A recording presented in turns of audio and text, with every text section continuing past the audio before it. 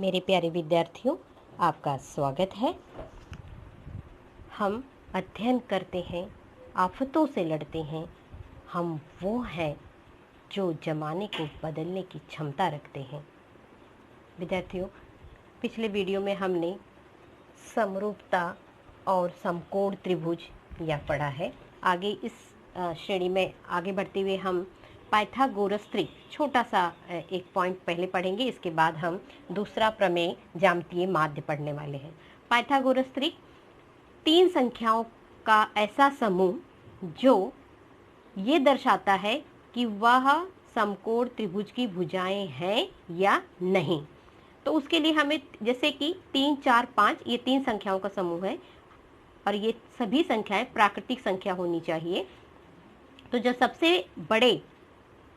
सबसे बड़ा अंक होगा यानी वो सबसे बड़ी भुजा होगी, उसका वर्ग अगर अन्य दोनों भुजाओं के यानी उन संख्याओं के वर्गों के योगफल के बराबर हो जाता है तो हम कहेंगे कि वह पाइथागोरस त्रिक है। जैसे यहाँ 5 का वर्ग 25 है और दो छोटी संख्या है 3 और 4 का वर्ग 4 का वर्ग 16, 3 का वर्ग 9 बराबर 25 है। तो 3, 4, 5 यह पाइथागोरस त्रिक है। इसे हम पाइथागोरस प्रमेय का विलोम भी कहते हैं। आगे हम पढ़ेंगे तो इसका विलोम भी पढ़ेंगे, लेकिन एक त्रिक खाली जान लीजिए कि त्रिक क्या होती है। वो तीन संख्याओं का समूह अगर बड़ी संख्या का वर्ग अन्य दोनों संख्याओं के वर्गों के बराबर हो जाता है तो हम कहेंगे वो पाइथागोरस त्रिक है। दूसरी कड़ी में इसी पे 15, 12, 13 का वर्ग 169 और दो संख्याएं अन्य 5 और 12 है। 5 का वर्ग 25, 12 का वर्ग 144 और जोड़ेंगे तो 169। हाँ, एक पहला पॉइंट और दूसरा पॉइंट हमने जो दिया था वो बराबर है। तो 15, 12, 13 पाइथागोरस त्रिक है। आगे बढ़ते 13, 24, 10, 24, 27। 27 का वर्ग 729 है।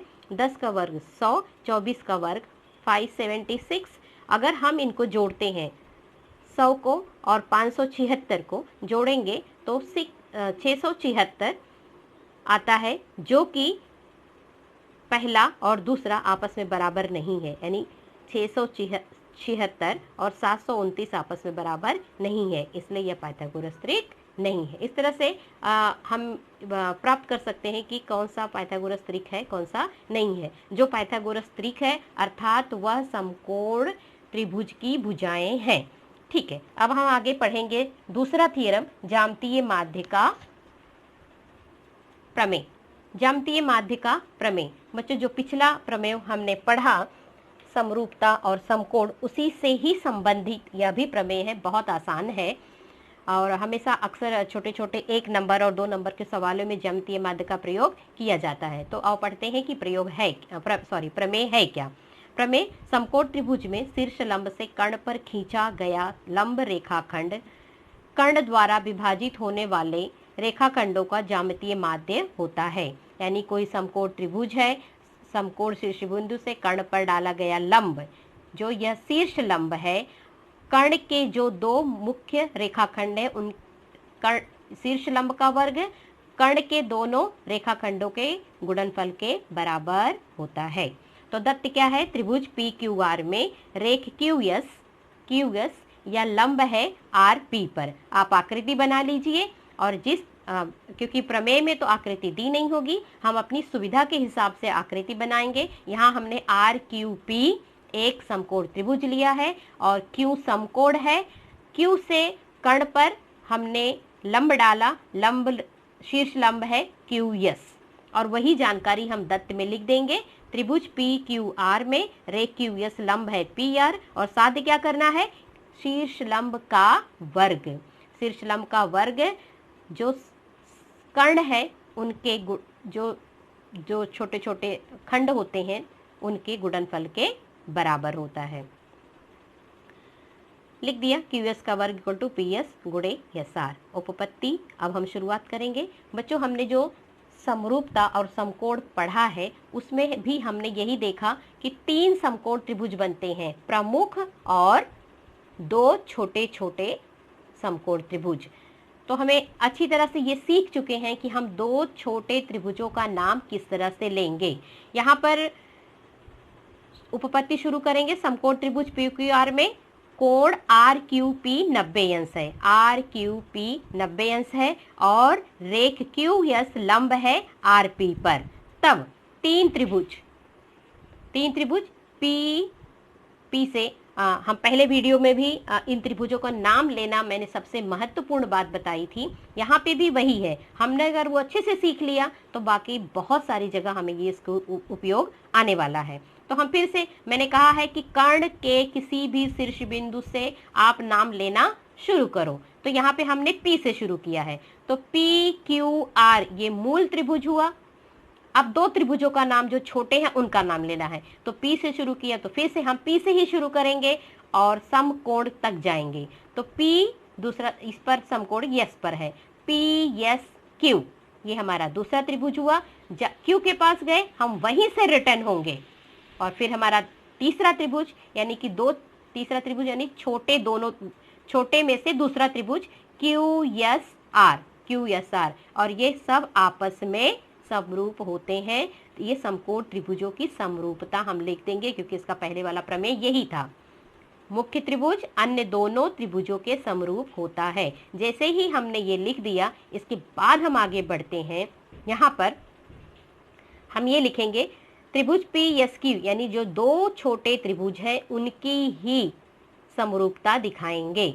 तो पी एस क्यू समरूप त्रिभुज क्यू एस आर। बच्चों वैसे मैंने पहले ही कहा कि जब जब हम दो त्रिभुज को समरूपता दिखाएंगे तो हम उनको एक लाइन से उनके संगत भुजाओं का अनुपात लिख लेंगे। जब उनकी संगत भुजाओं का अनुपात लिखते हैं तो कैसे, वही नियम हमेशा आप अपने उस कड़ी में बिल्कुल खंडित नहीं होना। पी एस बटे क्यू एस क्यू बटे एस आर बराबर पी क्यू बटे क्यू आर। तो समरूपता की संगत भुजाओं का अनुपात लिखते समय हमेशा तीनों लिख लेंगे। इसके बाद हमें जैसी जरूरत होती है वो दोनों अनुपात हम ले लेंगे, बाकी का हम नहीं लिखेंगे। और यहाँ हम लिख देंगे समरूप त्रिभुज की संगत भुजाएं।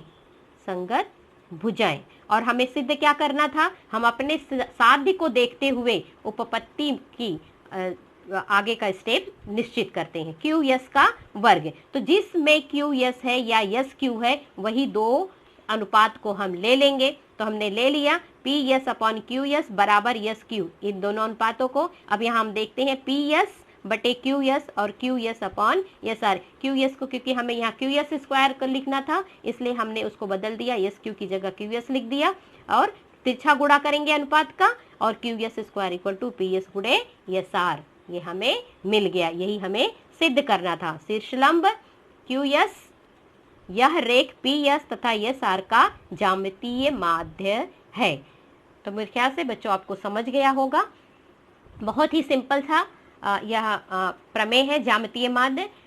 1 नंबर सवाल और 2 नंबर सवाल में इसका ज़्यादा से ज़्यादा इस्तेमाल होता है। तो बच्चों इसको बार बार मैं यही कहूँगी कि जब भी कर्ण हम इन दोनों से इसकी शुरुआत करते हैं, पी क्यू से अगर हमने शुरुआत की पी से तो प्रमुख कोण पी क्यू आर होगा और बाकी दो त्रिभुज का नाम लेंगे। मुख्य त्रिभुज अगर हम पी क्यू आर लेते हैं तो बाकी दो त्रिभुज कौन से होंगे, पी एस क्यू और यहीं से रिटर्न होंगे क्यू एस आर। ये हो गया। और समझो कि हमने आर से शुरू किया तो हमारा प्रमुख कोण होगा आर क्यू पी और बाकी दोनों त्रिभुज जो छोटे होंगे वो कहाँ से, क्योंकि आर से शुरू किए हैं तो आर से ही आर एस क्यू से पहुंचे हैं यहीं से रिटर्न होंगे क्यू एस पी, ये दो। और जब हम ज्यामितीय माध्य सिद्ध करना होगा तो दो छोटे त्रिभुजों की समरूपता दिखाएंगे और उनके समानुपात उनकी संगत भुजाओं का अनुपात लिखेंगे और दो अनुपातों को बराबर कर तिरछा गुणा करके हम ज्यामितीय माध्य सिद्ध कर देंगे। तो अब यही और इसके यहाँ पर हम समाप्त करते हैं। तो आप अपने आप को प्रेरित करते रहिए, गणित को समझ कर पढ़ते रहिए। Thank you.